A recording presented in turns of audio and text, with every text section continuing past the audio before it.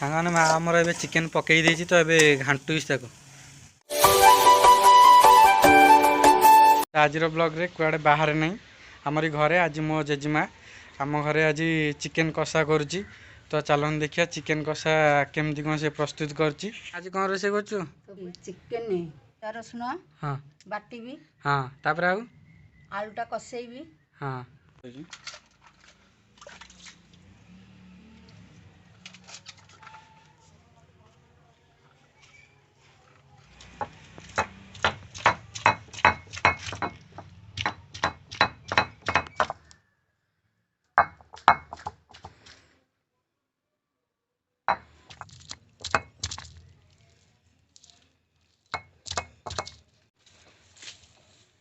ସାଙ୍ଗମାନେ ଏବେ ମାର ଅଦା ରସୁଣ ବଟା ଏଠି ସରିଲାଣି। ଚୁଲିଟା ଆମର ଏବେ ଲାଗିଗଲା ନା? ଚୁଲିଟା ଲାଗିଗଲା। ତାପରେ ଏବେ କ'ଣ କରାହବ? କରେଇଟା ବସିବ। କରେଇଟା ବସିବ। ମା ଆମର କରେଇଟା ବସେଇ ଦେଲା ଚୁଲି ଉପରେ। କ'ଣ କରେଇ ତାତିଗଲା? ହଁ ତାହେଲେ ପକା। କେତେ ପକେଇବୁ? ତେଲ ଟିକେ ଅଧିକା ପଡ଼ିବ। ଏବେ କ'ଣ ଆଳୁ ଭାଜିବୁ? ଆଳୁ ଭାଜିବି। ହଉ ପକା ତାହେଲେ ଆଳୁ। ତ ସାଙ୍ଗମାନେ ଦେଖୁଥିବେ ଆଉ ମା ଏବେ ଆଳୁ ଭାଜିଲାଣି।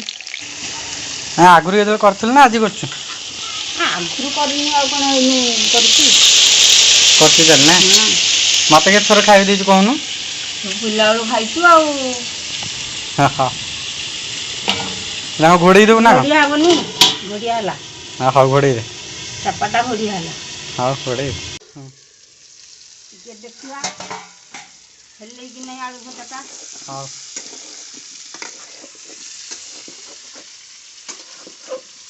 ହେଇନି।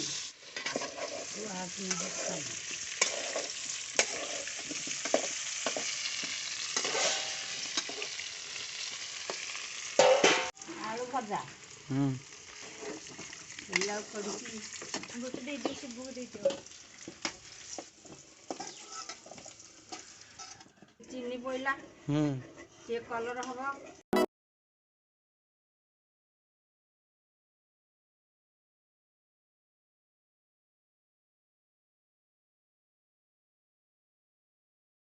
ଲଙ୍କା ଟିକେ ପଡ଼ିବ, କଞ୍ଚା ଲଙ୍କା।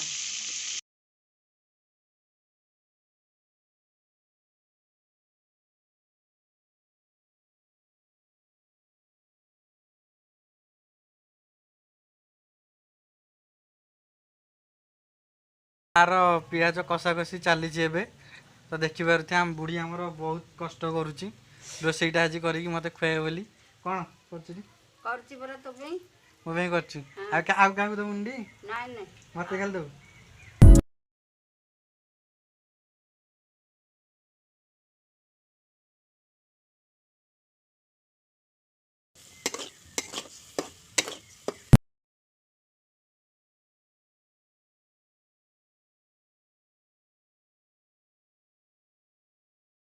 ବାସ୍ନାଟା ବି ରହିବନି। ନାଇଁ।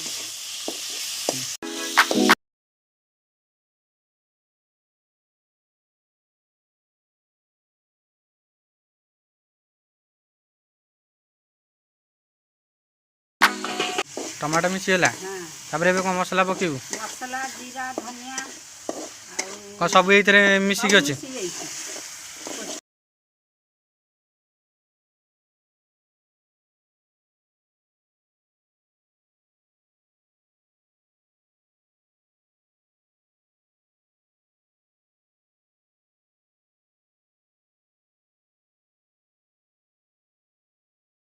ମୋ ମାର ଅଧା ଅଧି କାମ ହେଇଗଲାଣି, ଖାଲି ମସଲାଟା କଷିଗଲା ପରେ ଚିକେନଟା ପଡ଼ିବ ଆଉ ଆଳୁଟା ପଡ଼ିବ, ତାପରେ ଘୋଡ଼ିଆ ହେଇଯିବ, ତାପରେ ଖାଇବା ଆଉ। ସେ ମୋତେ ଖୁଆଇବ ତ ଆଜି କହିଛି ଚିକେନ କଷା ଆଉ। ତ ଚାଲନ୍ତୁ ମା ଏବେ ଆଉ ଟିକେ ହବ ନା? ତାପରେ ଚିକେନଟା ପଡ଼ିବ। ଚିକେନଟା ପଡ଼ିବ ଆଉ ତାପରେ ଆଳୁ ଟିକେ ପଡ଼ିବ।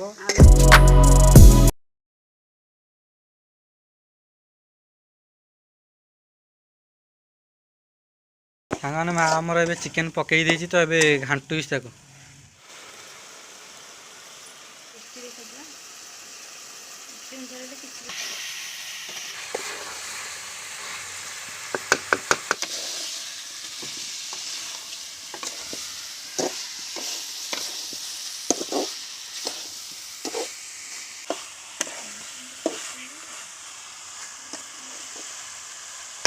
ଚିକେନଟା ହେଇଗଲା ହୁଁ ଗରମ ମସଲାଟା ଦିଆହବ ହୁଁ ଖିଆ ହବ ଆଉ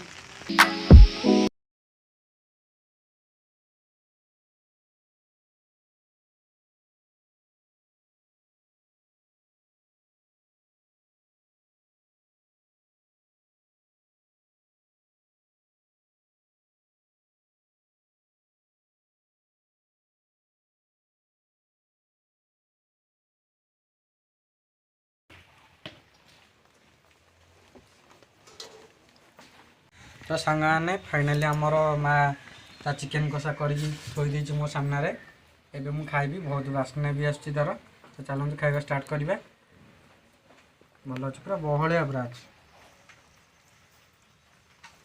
खाई कहछि केन लागला